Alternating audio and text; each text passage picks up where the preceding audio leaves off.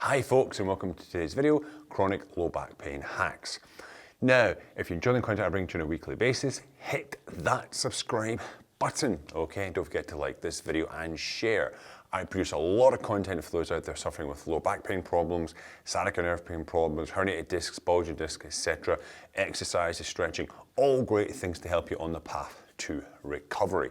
And today's video is going to hack part of that chronic back pain solution. Without further ado, let's get into today's video.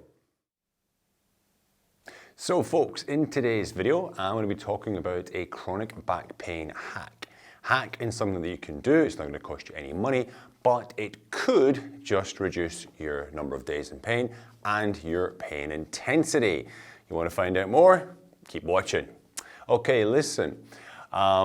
We do spend a lot of money every year on back pain, okay? Yeah, but 8 out of 10 of us will suffer from back pain. If it lasts longer than 2 or 3 months, and then will become what they call chronic back pain. It does cost health systems across the world billions upon billions of dollars.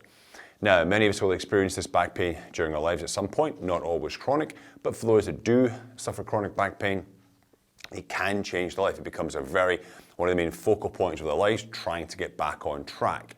Now, you can go and see chiropractors, osteopaths, massage therapists, acupuncturists, acupressurists, kinesiologists, physiotherapists, different doctors, neurologists, physiatrists, orthopedic surgeons, etc., etc., etc., trying to find a solution to your back problem.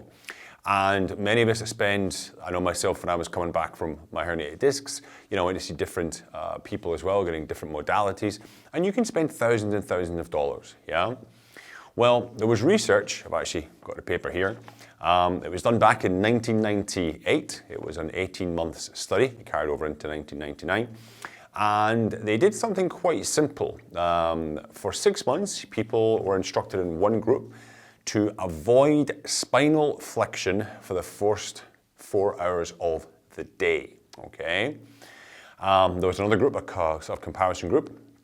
They were given your normal type of rehabilitation exercises, maybe you've heard of doing pelvic tilts, some hamstring stretches, core strengthening, etc., etc. So there were 2 separate groups doing 2 separate modalities, and they were tested, of course, after the period was over, the 6-month period was over. They did some follow-up on them, and they found that the group who had been avoiding flexion before noon actually had a reduction in the number of days in pain by 23%, almost a quarter, okay? So if you think about it, in the month, for example, if you're in pain every single day, right, in your month, you've got 30 days in there, and you look at it roughly 7.x days, there was pain days were removed, okay? Also, the pain intensity was also reduced for those people. It was roughly 29%, a 30% drop in pain intensity. Now, this occurred without needles, without surgery, without going to physiotherapists. It was a behavioral change that this occurred. And I'm going to talk more about this in a second, as the kind of the physiology behind it. And this is going to be part of, I'm going to do what's called a spine hygiene series. Spine hygiene is about how you move to protect your spine. Basically, we talk about practicing good spine hygiene. You've only got one back, right? You want to protect it as much as you can. And the next series of videos are going to be talking a lot about this type of stuff and how you can protect your back, prevent it from getting injured, and if you are injured, how you can get stronger, get better, get back on track. This plays a large part in the course that I run. Actually, I've run a specific lower back pain recovery course. If you go to www.bashbackpain.com/course, you can go and check it out. It's a 21-day video series where I take you through every step of the way to bring you back to the road to recovery if you're suffering from sciatica nerve pain, bulging discs, herniated discs, even stenosis, etc. These kind of things will benefit from my course, so go check it out. However, back to this video. So, avoiding flexion before noon. What exactly is it? Okay, so flexion. Spinal flexion is the act of bending the spine forward. So I'll just turn side on for you here, guys. This would be spinal flexion, okay? I am flexing my spine forward. The opposite would be extension. I'm extending my spine backwards, right? So they found, they basically instructed people to avoid spinal flexion for the first 4 hours of the day, avoiding bending forward.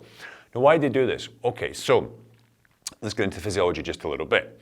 When you lie down at night and go to sleep, gravity does not act upon your spine anymore in a vertical fashion. And when you're sleeping, when you're resting, the discs will rehydrate. There's a transfer of nutrients into the disc. Of course, it's mainly water. It's like a jelly-like substance. And when you wake up in the morning, your disc is at its largest. It is fully rehydrated. Now, if you potentially have possible disc in the annulus, a tear in the annulus. Annulus is a very tough cartilaginous protective disc which kind of surrounds your inner bulbous little disc of jelly, okay, between your vertebrae. And if you have some small cracks in the annulus, which can happen with age and hurting ourselves, whatever, in the morning with the disc fluid being fully expanded, it can push into those cracks and cause pain, right? Because the nerve endings are actually at the end of the annulus, or at the outside rim of this annulus tough collagenous fiber. Now, if you get up and start moving and bending, because when you bend, you push that disc material backwards into those cracks, and they've discovered again through different research, you're more likely to hurt your lower back, I think it's between the hours of 8 and 11 in the morning. And they believe the reason being is because your disc is so fully hydrated that when you do bend over, if you are predisposed to have an injury, if you do have an existing injury, you're going to put more stress in that area and create more pain and possibly even more injury. So that's kind of a quick layman's terms of the physiology behind it. So they've thought, okay, let's avoid spinal flexion for the first 4 hours of the day and see what the results are. And the results, well, they spoke for themselves, right? 25% almost reduction in pain days, 29% reduction in pain intensity. Now, they did a follow-up, actually. This is obviously got the follow-up paper in here as well. It was 3 years later. And they actually looked at contacted the people who'd been doing it on the study. Which is back in 2002 they did this. And they found that 74% of them who had continued to practice this, good spine hygiene, if you want, this first 4 hours of the day, no forward flexion, had continued. It was an average of it was 10 extra reduced pain days. They found. So, those that continued it were still finding good results. Even some of the ones that had not continued to do it, the results hadn't changed, so they'd still, reduced pain, but had not got any better. And remember, this is no surgery, no needles, it is just behavior modification, practicing good spine hygiene, okay? So, you might wonder, oh, Colin, how do I do it? Okay, I'm suffering out there, how do I do this? Okay, so they recommended in the study for the first 2 hours of the day, you are standing, okay?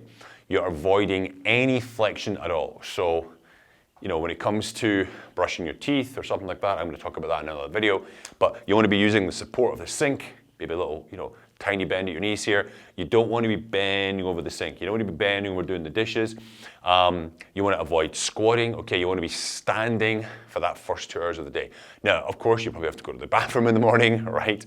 That's, of course, acceptable. But you want to be squatting onto that bathroom, keeping a nice straight back, okay? When you've done your business, then you move on. But for the first 2 hours, you want to be standing as much as you can. Now, I will explain a little bit more about how you behave in the morning in my next video coming up.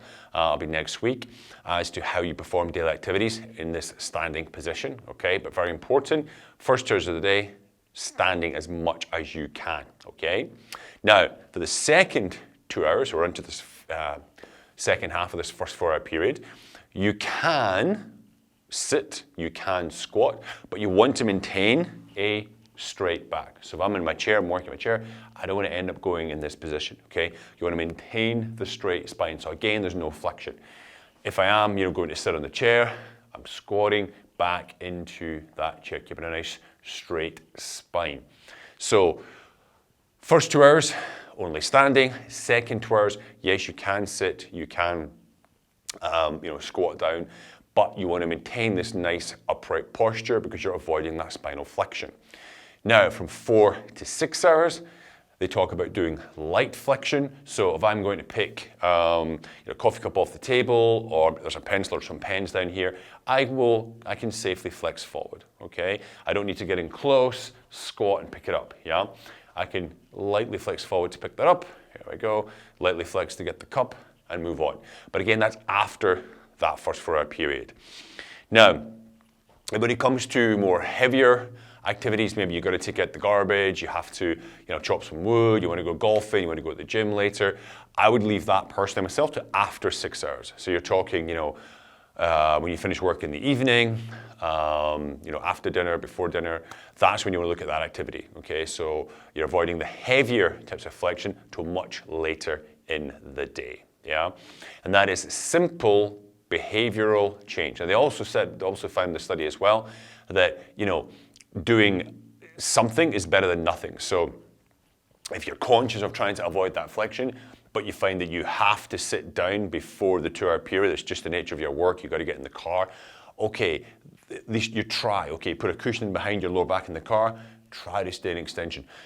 Doing something is better than nothing, and you want to make a conscious effort at trying to change that behavior. That's one of the big things they found with the dropout, was that people, they put up a lot of barriers. Oh, I can't do that, I can't do this, That's a really big thing, is with a behavioral change technique, because somebody's not actually instructing you to do something like a physiotherapy, you have to take it upon yourself to be aware of how you move, be aware of your body, but at the end of the day, it costs you nothing, okay? So if you are out there suffering from chronic back pain, give this a try, okay? I'll put a link to the study in the section down below. You can go and have a look at it yourself if you want to have a read about it. I do hope you've enjoyed this video. Any questions on that avoiding flexion for 4 hours, please hit me up in the comment section. Don't forget to like, share, and guys, hit that subscribe button, okay? I'll see you all next time in the next one in our spine hygiene series. Have a great day.